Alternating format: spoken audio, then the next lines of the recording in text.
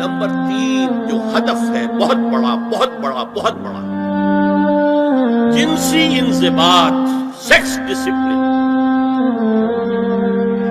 زنا کی روک تھام، لا تقربوا الزنا انہ کان فاحشۃ وساء سبیلا، زنا کے قریب تک نہ پھٹکو، یہ نہیں کہا کہ لا تزنوا، نہیں، قریب تک نہ پھٹکو۔ جیسے کہ یہ فیصل آباد کا ہمارا گول چکر ہے اور 8 بازار آ رہے ہیں، اب کوئی سرکاری پروگرام یہ ہے کہ اس گول چکر تک، چوک تک کوئی بھی جلوس نہ پہنچے تو 8 بازاروں کو بند کرو گے نا؟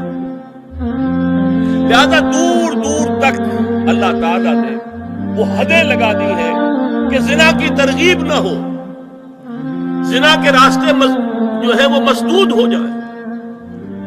اور زنا کے بارے میں اب دیکھیے، یہ اس دور کی انٹلیکچوئل خیانت، ڈس آنیسٹی کا سب سے بڑا معاملہ ہے۔ جدید نفسیات کا بابا آدم مانا جاتا ہے فرائڈ،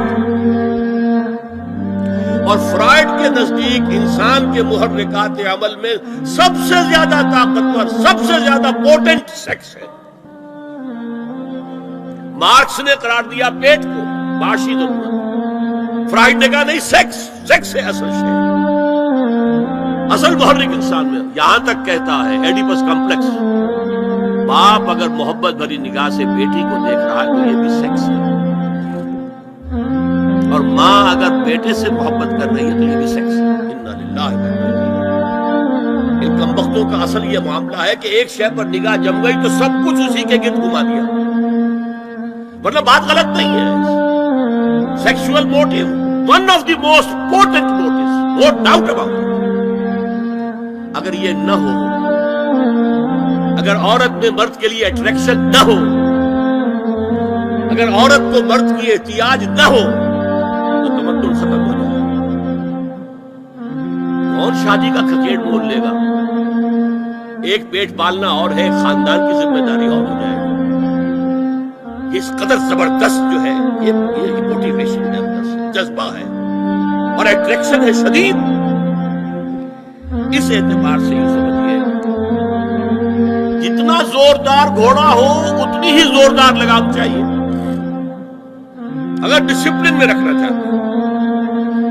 لہذا اس سیکس کو ڈسپلن میں لانے کے لیے کہ قانونی تعلق ہو ایک مرد اور عورت کے درمیان، ازدواج ہو، شادی ہو جائے، یا دوسرا راستہ وہ بھی تھا جو آج کل نہیں رہا، باندھی ہو کسی کی، مل کے یمین ہو، ان کے اندر سیکشول انٹرکورس جو ہے وہ ہو اور اس سے باہر نگاہ بھی نہ جائے۔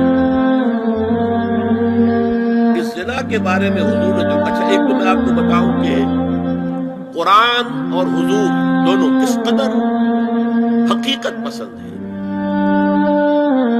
سورہ آل عمران میں فرمایا زُيِّنَ لِلنَّاسِ حُبُّ الشَّهَوَاتِ مِنَ النِّسَاءِ وَالْبَنِينَ وَالْقَنَاطِيرِ الْمُقَنطَرَةِ مِنَ الذَّهَبِ وَالْفِضَّةِ وَالْخَيْلِ الْمُسَوَّمَةِ وَالْأَنْعَامِ وَالْحَرْثِ۔ انسان کے اندر محبت پلا دی گئی ہے، مزین کر دی گئی ہے، کن کن چیزوں کی؟ سب سے پہلے عورت،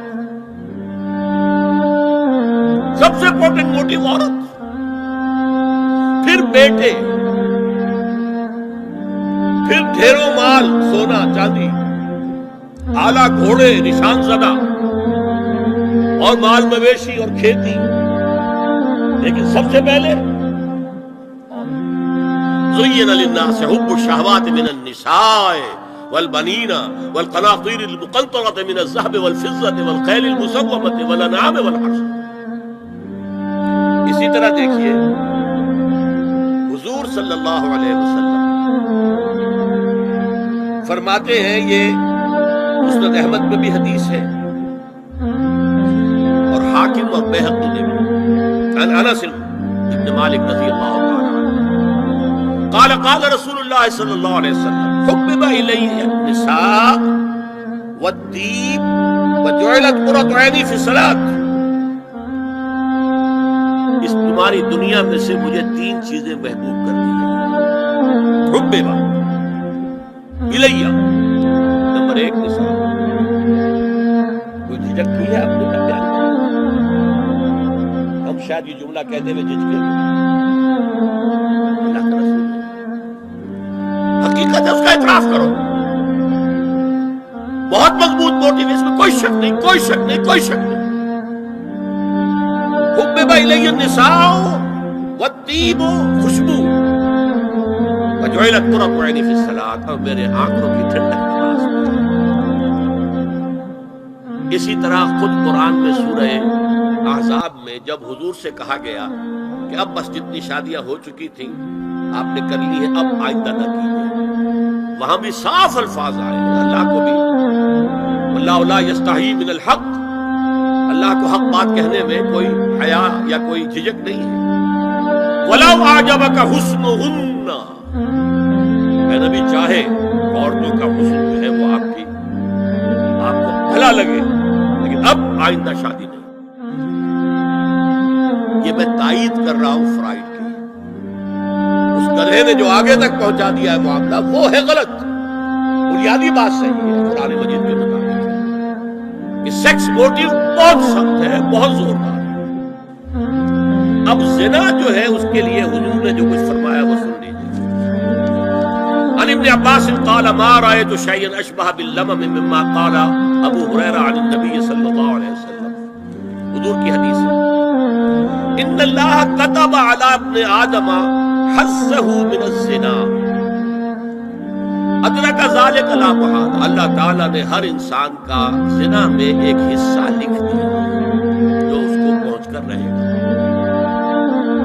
فزنا العین النظر، آنکھوں کا زنا ہے نامحرم عورت کو دیکھنا، یہ بھی زنا ہے. اگر زنا کو روکنا ہے تو یہاں پر بھی قدغن لگے گی. ایک جگہ آیا ہے حدیث میں النظر سہم، یہ تیر ہے. یہ نظر جو ہے نگاہوں کے تیر، یہ تو آپ شاعری کے اندر بھی اور گانوں کے اندر بھی نگاہوں کے تیر سنتے ہیں کہ نہیں سنتے؟ النظر سہم، یہ تیر ہے. وزن اللسان النطق یا منطق، زبان کا زنا ہے کسی عورت سے گفتگو کر کے چٹخارے لینا. عورت کی آواز میں بھی ایک روج ہے، اس میں اللہ تعالیٰ نے اسے سراپا ایسا بنایا ہے کہ مرد کے لیے اس کی ہر شے کے اندر اٹریکشن، اس کی آواز میں اٹریکشن. والنفس تمنا و تشتہی، اور باقی رہ گیا نفس، وہ تمنا کرتا ہے کہ اب میں اس سے آگے بھی بڑھوں اور زنا بھی کر لوں. والفرد یصدق ذلک کلہ اور یکذب، لیکن یہ ہو بھی سکتا ہے نہیں بھی ہوتا، لیکن یہ زنا تو کر چکا نا. کان کا زنا اس نے کر لیا، آنکھ کا زنا اس نے کر لیا، زبان کا زنا اس نے کر لیا. ان کو زنا کی تعریف کی. ایک اور روایت ہے جو مسلم میں ہے، عن ابی ہریرہ کتب علی ابن آدم نصیبہ من الزنا مدرک ذلک لا محالہ فالعینان زناہما النظر والاذنان زناہما الاستماع واللسان زناہما الکلام والید زناہا البطش والرجز زناہا الخطأ والقلب یہوی وتلنا. یہ زبان کا بھی زنا ہو رہا ہے، کان کا بھی زنا ہو رہا ہے، ہاتھ کا بھی ہو رہا ہے. کہیں لمس کیا ہے عورت کے جسم کو، ہاتھ ملایا ہے اور چل کر کہیں جا رہا ہے دیکھنے کے لیے، یہ پاؤں کا زنا ہو رہا ہے. یہ ہے زنا کی شکلیں جو محمد رسول اللہ صلی اللہ علیہ وسلم نے.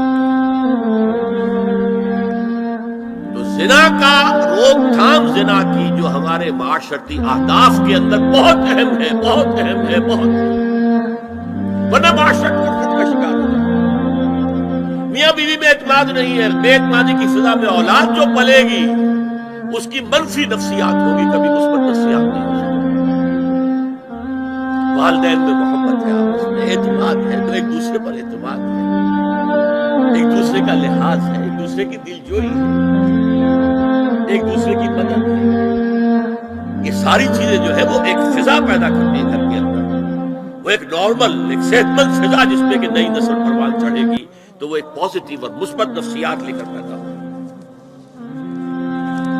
اچھا اور دیکھیے اس میں کیا کیا کچھ حضور کی طرف سے آئی ہے. حضرت جابر ابن عبداللہ فرماتے ہیں من کان یؤمن باللہ والیوم الاخر فلا یخلون بامرأة لیس معها ذو محرم فإن ثالثهما الشیطان. رواہ احمد۔ دیکھو جو شخص بھی اللہ پر اور یوم آخر پر ایمان رکھتا ہو وہ کبھی کسی اجنبی عورت کے ساتھ خلوت میں نہ رہے، ملاقات نہ کرے جس کے ساتھ کہ اس کا کوئی محرم شامل نہ ہو۔ کوئی عورت آئی ہے آپ سے مسئلہ پوچھنے کے لیے، اس کا باپ، اس کا بیٹا، اس کا بھائی، اس کا شوہر ساتھ ہونا چاہیے، اکیلے نہیں، اس لیے کہ ثالثہما الشیطان۔ جہاں یہ ایک مرد اور ایک عورت جو ایک دوسرے کے لیے نامحرم ہے، جب ملیں گے تیسرا وہاں شیطان بنے۔ اسی طرح حضرت ابن عباس کی روایت ہے، لا یخلون رجل بامرأۃ الا ومعها ذو محرم ولا تسافر المرأة الا مع ذی محرم۔ کوئی مرد کسی عورت کے ساتھ خلوت میں نہ ہو، اکیلے نہ ہو، مگر یہ کہ اس عورت کے ساتھ اس کا محرم موجود ہو، اور کوئی عورت سفر نہ کرے جب تک کہ اس کے ساتھ محرم موجود ہو۔